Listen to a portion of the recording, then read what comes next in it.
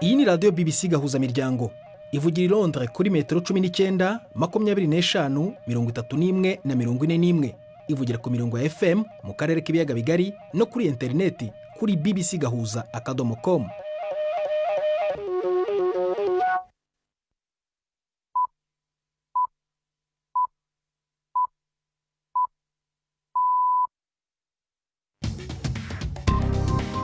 Ubu ni saa 10 n'igice ku isaha mpuzamahanga ya GMT, ni saa 12 n'igice ku masaha yo mu Rwanda no mu Burundi. Muri studio muri kumwe na Prudence Ngiyumva. Wiriwe hoteza amatwi BBC gahuza miryango aho uri hose ku isi, kaza kuri radio, kuri Facebook live ndetse no ku mirongo migufi ya shortwave. Dore ingingo z'ingenzi amakuru turambura mu kanya kuri uyu wa gatatu tariki 22 z'ukwezi kwa karindwi. Mu Rwanda amashuri ashobora kudafungurwa mu kwezi kwa cyenda nk'uko byari byateganyijwe. Ibi byari bitangajwe na Minisitiri w'Intebe igihe ari imbere y'inteko ishinga amategeko avuga ko kugira ngo bibe bizaterwa n'urugero rw'ubwandu bwa coronavirus. Uganda yo yafashe ingamba nshya zo kwemerera ubundi bucuruzi burimo n'ubwo gutunganya imisatsi gufungura ibikorwa mu murwa mukuru Kampala. Ni nako byagenze muri Repubulika ya Demokarasi ya Kongo, aho tubari twemerewe kongera gufungura ibinyobwa kuri bamwe muri ba nyiratwo. Ngo kongera gufungura ikinyobwa bisobanuye kongera kwinjiza agafaranga kari kamaze amezi ane kataboneka. Ntabwo ari nge gusa wabyakiriye neza, ariko urebye ukuntu twari twaragize ibibazo bijyanye n'imibereho, twese twabyakiye neza, byabaye nkaho ari umunsi mukuru mbese navuga. Mu kiganiro cy'abagore ku yuwa gatatu turaganira n'umuririmbyi w'umurundikazi Esther Nishimwe uzwi nka Nishi. Ibi biganiro biyobowe na Jacques Nitege kandi agaruka muri studio nyuma y'uko Felenga kwa yabanza kubagezaho andi makuru y'ingenzi avugwa ku isi. Samirana radio yacu dukunda cyane, radio yacu dukunda cyane, radio yacu dukunda cyane, radio yacu dukunda cyane, radio yacu dukunda cyane, BBC gahuza miryango. Reka aya makuru yacu tuyahere muri Amerika. Ubushyamirane bukomeje kwiyongera hagati ya Amerika n'Ubushinwa. Amerika yategetse ko Ubushinwa bufunga ibiro byabwo bibuhagarariye i Houston muri Texas. Ubushinwa nabwo buvuga yuko iki ari igikorwa cy'ubushotoranyi mu rwego rwa politike. Ni inkuru ya Steven McDonnell mugezwaho na Mark niyo nkuru. Abaserukizi b'Ubushinwa muri Amerika bahawe iminsi 3 ngo babe bavuye muri icyo gihugu. Ubushikiranganje bujeje imigenderanire bwa Amerika bumenyesha ko iryo tegeko ryafashwe mu ntumbero yo gukingira ubuhinga mvabumenyi bw'abanyamerika hamwe n'amakuru yabo. Ariko umuvugizi w'ubushikiranganje bujeje imigenderanire w'Ubushinwa Wang Wenbin yavuze ko icyo ari ikintu kibi kirenze urugero kandi kidasiguritse muri iyo ntwaro ya Trump. Yongeragira ati n'agasotoro kakozwe n'uruhande rwa Leta Zunze Ubumwe za Amerika. Ubushinwa buzabwemereye Amerika ko bugiye kubusubiriza mu ndumane. Abantu batuye hafi y'ubuserukizi bw'Ubushinwa muri Amerika biravugwa ko babonye abakozi baho baturije ibipapuro mu kibanza kiri mu buserukizi. Higeze kugera naho hahamagagwa za modoka zizimya imiriro yaduka ahari iyo gorofa. Hagati aho ubushikiranganje bwa Amerika bujejwe ubutungane bwahamije ibyaha abantu babiri bafise ubwenegihugu bw'Ubushinwa kwiba ubushakashatsi bujanye n'indwara ya coronavirus ngo vyoba biri mu nyungu z'ubushikiranganje bujeje umutekano bw'Ubushinwa. Leta y'Ubushinwa irahakana ivyo birego. Abategetsi bo mu ntara ya Herat mu burengerazuba bwa Afghanistan baravuga yuko abantu 45 baguye mu gitero cy'indege cyari kigambiriye impirimbanyi z'abatalibani. Abo bategetsi bavuze yuko izo ndege zari zigiye kurasa abantu bari kwizihiza igaruka ry'umuyobozi w'abasirikare b'abatalibani uzwi cyane wari uherutse kurekurwa avuye muri gereza. Abategetsi bavuze yuko bamwe mu bapfuye ari abasivile. Ntibiramenyekana niba ibyo bitero byagabwe n'ingabo za Afghanistan cyangwa se ingabo z'amahanga zagiye kurwana muri icyo gihugu. Umwanditsi mukuru w'igitangazamakuru cyigenga muri Hongria yirukanywe ku kazi. Bwana Saboche yirukanywe hashize amezi make umunyemari Viktor Orban ufitanye ubucuti n'ishyaka riri ku butegetsi atsindiye umwanya wo kuyobora icyo gitangazamakuru cyandikirwa kuri internet Index U, ikinyamakuru kiri mu bikunzwe cyane mu gihugu. Mu kwezi gushize Bwana Dur n'abandi banyamakuru hafi ya bose b'icyo kinyamakuru basinye ibaruwa ivuga yuko ubwigenge bwabo buri mu gihirahiro. Mukomeje kumva BBC gahuza miryango. uranadukurikira kandi kuri Kisoro FM muri Uganda.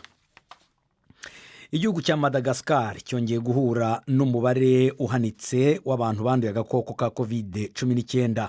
Abantu 614 nibo bagaragaye uyu munsi. Ibitaro byo mu murwa mukuru Antananarivo nabyo nyine biravuga yuko byarengewe n'abarwayi.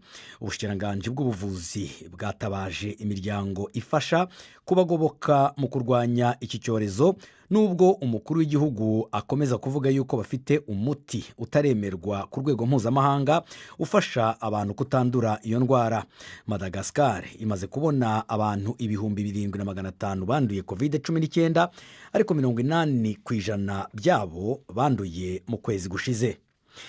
Mbere yo gusubiza ijambo Prudence Ngiyumva, reka mbanze mpitire muri Yemen. Ubushakashatsi bubiri bwakozwe muri icyo gihugu cya Yemen bwaragaragaje yuko ikibazo cy'inzara gikomeje gutera amakenga.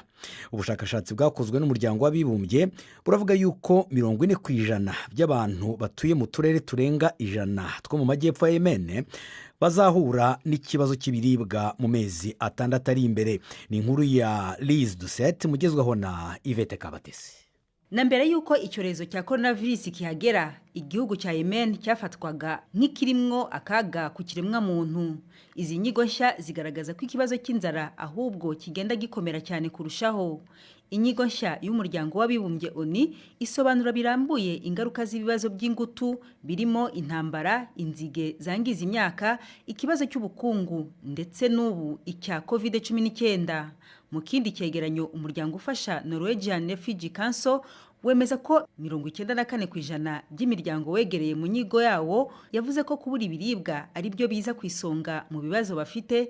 Hafi icya kabiri cyabo bavuze ko batakaje icya kabiri cy'umutungo binjizaga kuva mu kwezi kwa 4. Uhagarariye ONU muri Yemen, Liz Grant, araburira ko icyo gihugu cyongeye kugarizwa n'ikibazo gikomeye cy'ibura ry'ibiribwa. Ariko ubwo uherutse gutabaza, umuryango w'abibumbye ONU washoboye gukusanya gusa icya kabiri cy'imfashanyo y'ingenzi igihugu cya Yemen gikeneye. Iyo nkuru ya Yvette Kabatesi ni nayo isoje amakuru mwagizwagaho na Felenga Kwaye mu kanya n'amakuru arambuye.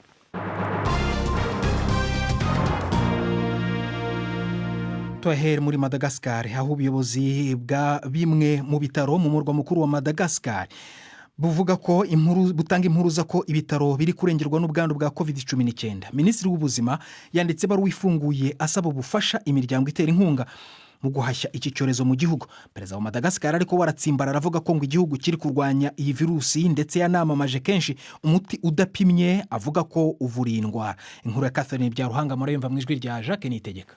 Ku bitaro bimwe biri i Antananarive, umuyobozi wabyo avuga ko biri mu kuvura abarwayi banduye agakoko ka corona 46, mu gihe ubundi bifite ubushobozi bwo kwakira 4 gusa. Undi muyobozi wo ku bindi bitaro yavuze ko bihora byarengewe. Uhagarariye ishami rya ONU ryita ku buzima OMS muri Madagascar yatanze impuruza ko ibitaro byarengewe na mbere yuko umubare w'abandura indwara ya COVID-19 wiyongera. Muri Madagascar hamaze kuboneka abarwayi b'indwara barenga 7,500, 80% muri abo bakaba barayanduye mu kwezi kumwe gushize. Leta imaze kubona ko iri zamuka ry'umubare w'abanduye ryiyongera cyane, yahise ikaza amategeko yaguma mu rugo mu murwa mukuru no mu turere tuwegereye. Kwa mbere wa kino cyumweru, minisitiri ushinzwe ubuzima muri icyo gihugu yandikiye abaterankunga asaba ibikoresho birimo ibyo gupima COVID-19, ibyuma bifasha guhumeka abarwayi bayo barembye, n'ibikoresho bikingira abakozi bo kwa muganga bita ku barwayi b'indwara. Ariko rero umuvugizi wa leta yabaye nk'umuvuguruza avuga ko kwaka ubufasha nk'ubwo atari inshingano ze.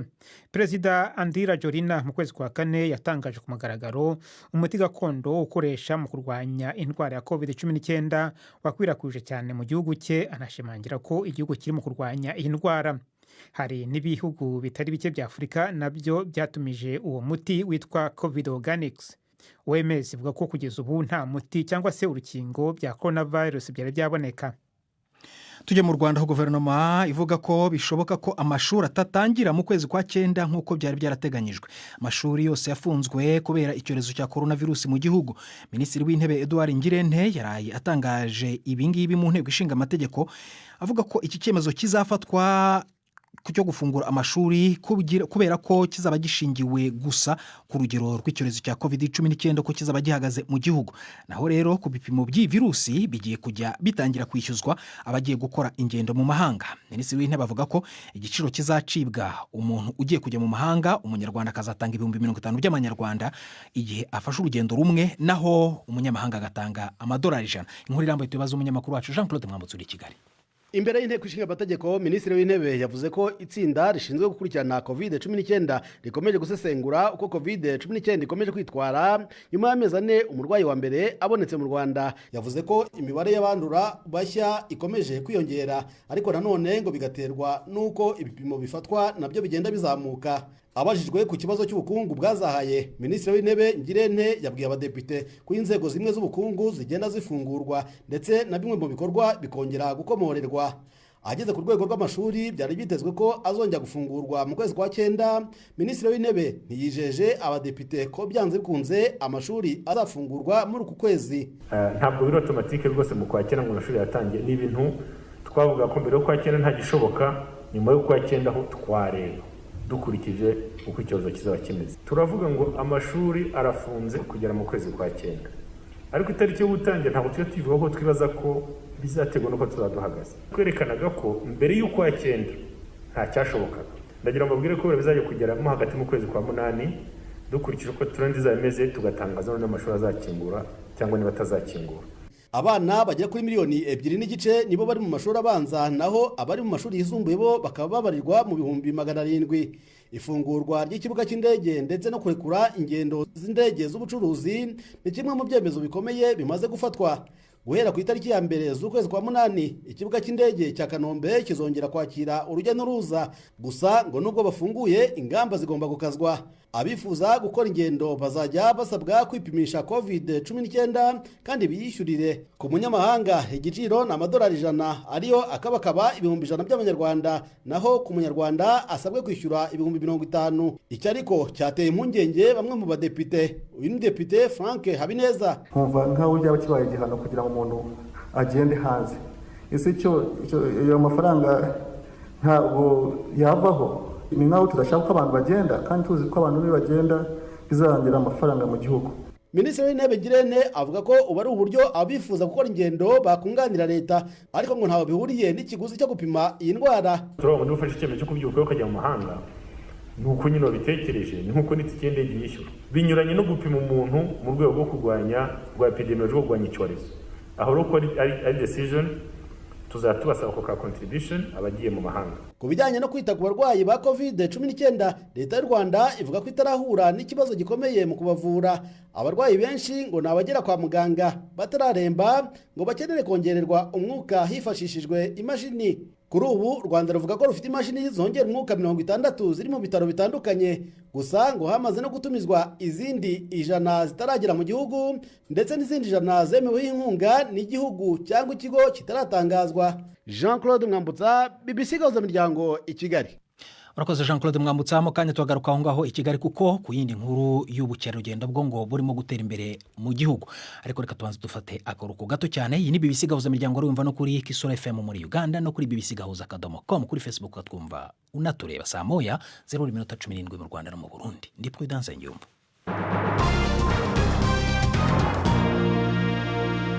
Perezida wa Repubulika ya Demokarasi ya Kongo Felix Tshisekedi nawe yatangaje ingamba nshya zo kurangiza amategeko yo mu bihe bidasanzwe. Bwana Tshisekedi yavuze ko amaduka n'inzu z'uburiro ndetse n'utubari bishobora kongera gufungura uhereye kuri wa gatatu. Amashuri ndetse na za kaminuza nabyo ariko bizafungura mu kwezi gutaha kwa 8. Ibibuga by'indege ndetse n'imipaka nabyo ni mu ruko kwezi nyine gutaha. Ariko rero yatanze impuruza ko ibi bidasobanuye ko icyorezo cyarangiye mu gihugu, ndetse asaba abaturage kwigengesera no gukomeza kwambara udupfukamunwa bita masks mu ndimi z'amahanga. Twashatse kumenya rero uko abacuruzi bakiriye ibyo byemezo byo gufungurirwa nyuma y'amezi 4 barahagarikiwe ubucuruzi. Mvugana na Ntabaresha Shyirambere uzwi nka Kipiringi mu mujyi wa Goma, afite akabari. Ntabwo ari nge gusa wabyakiriye neza, ariko urebye ukuntu twaragize ibibazo bijyanye n'imibereho, twese twabyakiye neza, byabaye nkaho ari umunsi mukuru mbese navuga. Ubundi warusanzwe ucuruza akabari. Mu kabari wacuruzaga ibiki? Mu kabari ducuruza inzoga, inzoga bita za pirimusi. ubu akabari karafunguye noneho? Kafunguye kuva kare kuko tukimara kumva ko umukuru w'igihugu ari we perezida de la repubulike yemeye ko dufungura, byabaye ibyishimo cyane. Ubwo twabyutse dufungura dutegura akazi, ndetse ahubwo ngewe ndazwi cyane mu bintu byo kotsa inyama. Ubwo twahise dushakisha ibyo tutari duheruka gukora, dukora byose, ubu twafunguye. Nk'umukiriya wa mbere wamwakiriye sangahe, wamwakirije iki? Ko byagombye kuba na saa 12 cyangwa mbere yaho se twafunguye twishimye, kuko itangazo ryasohotse nijoro, abari bafite amatelefone batangira kutumenyesha ko badufunguriye. Ubwo ibindi byari ugufungura kuko twari tumaze amezi 4 yose tudashobora gufungura. Wafunguye akabari saa 12 za mu gitondo? Saa 12 nafunguye. None hari umuntu wahaye inzoga saa 12 za mu gitondo? Ngo mu masaha moya bari bahageze, bari bamaze kuyicara, nabo bari bakumbuye kuba bakwinjira aho dukorera. Mbese ni nkaho nabo bari barabuze ukuntu babigenza, kuko byari bimeze nabi. Ni ukuvuga rero ngo hari abantu banyweye inzoga mu gitondo nk'abanywa icyayi cyangwa amazi? Sinavuga ko ari benshi, ariko hari ikintu cy'abantu bari badaherutse kuba bakwinjira mu kabare, binjiye ari ukuza no kureba ko bafunguye koko, kuko n'ubundi bari basanzwe batubaza bati ko badafungura. Ibintu by'amategeko ni ibintu rero bamwe barabyumva vuba, abandi ntibabyumve vuba, ariko hari ikibazo cyo kugira ngo niba twafunguraga tukareba imibereho uko yahinduka. Nkawe ku giti cyawe mu mezi 4 umaze warafunze akabari kawe, wahombye ibingana gute? Sinzi ikigero natanga, ariko imibereho yanjye n'umuryango wanjye, kuko ariko kazi nkora byarancegeshe cyane. Ubwo nagiye nshakisha nk'abavandimwe abaki kugira ngo mbeho mbe nageze uyu munsi. Ariko nko mu rwego rw'amafaranga ntabwo wagereranya uvuga uti nahombye angana gutya? Yewe ni menshi, kuko biriya bintu by'akabari iyo umutungo umeze neza bigira amafaranga. Ubu wongeye kubura umutwe rero nk'uko bajya babivuga mu rurimi rw'ubucuruzi. None leta hari icyo yabemereye ko ishobora kuzabafasha mu kuziba icyo cyuho cy'igihombo mwatewe no gufungirwa, cyangwa muzirwanaho? Nakubwira ko ntacyo, kereka hari yenda niba hari ikintu bazatwemerera mu minsi iri imbere, ariko nta kintu duteganya twabona, uretse ko kiramutse kibonetse yenda niyo twabona n'abatuguriza twareba hariya n'ukuntu twakwegura umutwe, yenda no mu bindi umuntu yasaba leta niba yatugabanyiriza ya imisoro. Turazi ko nabo hari ukuntu batwikubitaho imisoro bakagenda bayihutisha, n'umuntu ataragira ukuntu azanzamuka, nabyo byadufasha kugira ngo turebe niba twakongera kubaho. Icyo ngicyo se mwari mwagisaba leta cyangwa murateganya kukibaza? Mu bantu bafunguye uyu munsi ntabwo wavuga ngo uragisaba leta ariho wafunguye. Icya mbere twabonye ni uko batwemereye gufungura, yenda n'ibindi turabitekereza ko dushobora kubisaba leta, niba nayo izabitwemerera urumva ni ugusaba. Ntabaresha Shyirambere uzwi nka Kipiringi mu mujyi wa Goma afite akabari. Twambuke tujye muri Uganda, kuko naho hafashwe ingamba nshya zo koroshya amategeko yo mu bihe bidasanzwe yafashwe mu kurwanya icyorezo cya corona virusi mu kwezi kwa gatatu. Izi ngamba zirimo kwemerera abacuruzi mu murwa mukuru Kampala ndetse n'abogosha imisatsi kongera gufungura, ariko bakagendera ku mabwiriza akomeye. Ibi Perezida Yoweri Museveni yaraye yabitangarije kuri televiziyo y'igihugu mu ijoro ryakeye. Inkuru ya Patricia Oyela murayumva mu ijwi rya Robert Patrick Misigaro.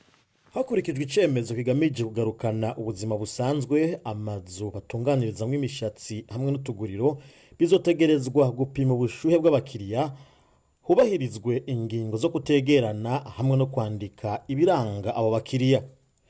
Umukwabu nawo wongerejwe, ubu ukaba ari kuva isaha 3 z'ijoro gushika isaha 11 zo mu gitondo. Ariko imbibe za Uganda n'ibibuga vy'indege cyo kimwe n'ibibanza biberamwo amasengesho bizoguma vyugaye. Perezida Museveni yavuze ko ibibanza biberamwo amasengesho bizoguma vyugaye gushika abahinga mu bumenyi batoye uburyo bubereye bwotuma bisubira kugurura. Nayo kubijanye n'amashure, ingingo izofatwa mu kwezi kw'icenda. Uganda yatanguje intambwe zo kuva mu bihe vy'akato mu gutanga ingingo ngenderwako mu kwezi kwa gatanu, ariko inzo ngingo ahanini zagiriye akamaro abasanzwe bifise.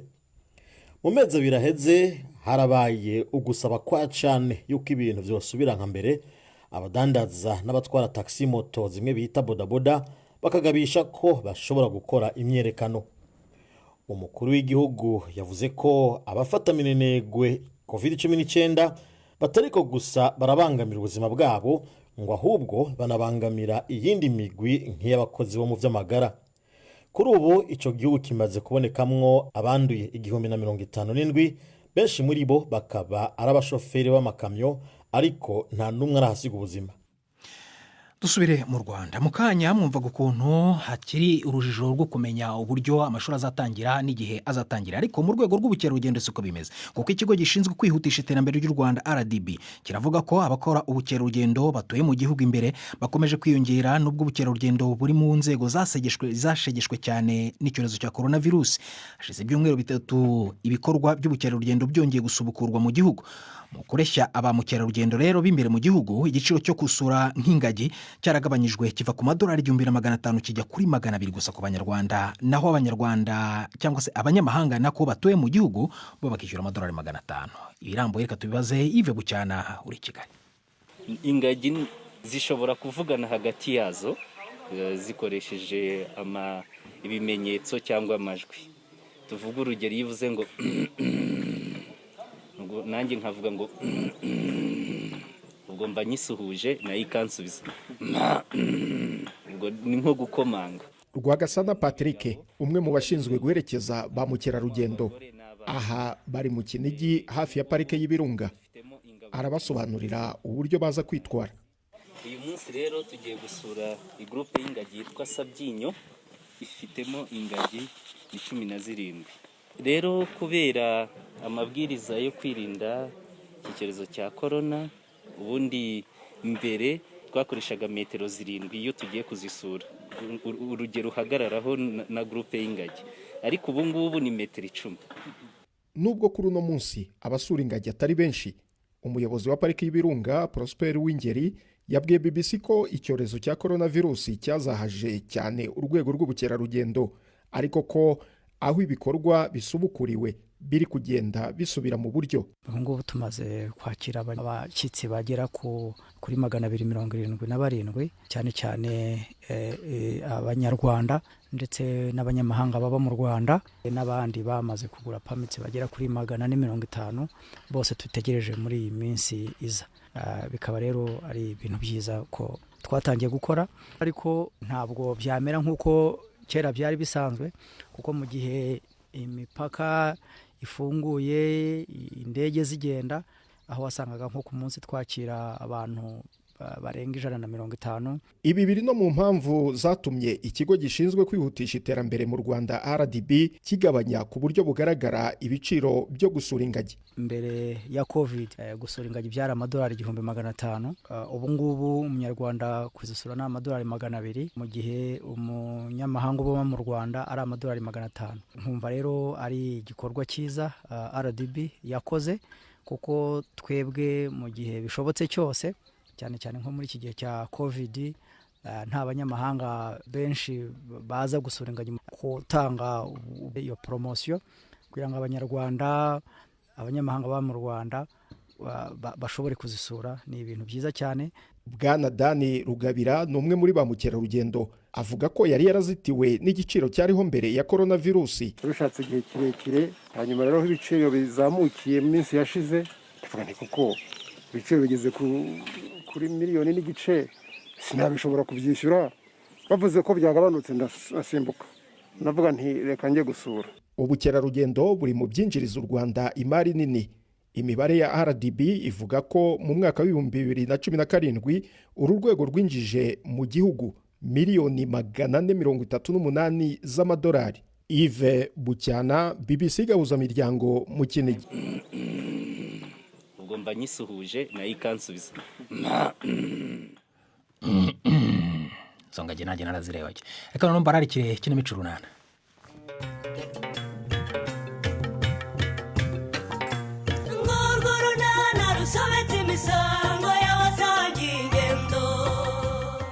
Mu kiganiro runana cyo kuri wa kane twabateguriye aha nari nayashyize dore masanze inote ya 2. Ubwo se papa wasize ahari we? Reka iso yagiye ntayahari, na mukanya nta mafaranga nahabonaga rwose. None se hageze ate mama? Nyine nanjye nicyo nshaka kumenya, iyi note ya 2 ivuye. Ariko se hano mugane mwese ko nta wundi muntu nagize mbona yinjira mu cyumba cyanyu. ndibutse mama. Ni saa 12:45 kuri BBC. Mu kiganiro cy'abagore cy'uyu wa gatatu turaganira n'umuririmbyi w'umurundikazi Esther Nishimwe uzwi nka Nishi yaganiriye na mugenzi wanjye Samba Cyuzuzo ukorera muri BBC i Nairobi. Ni nawe usoje ibiganiro byacu byo kuri uyu wa gatatu nakubwira ko mu Rwanda ashobora kutunzingira gufungura wakoze guhita mu BBC gahuza imiryango.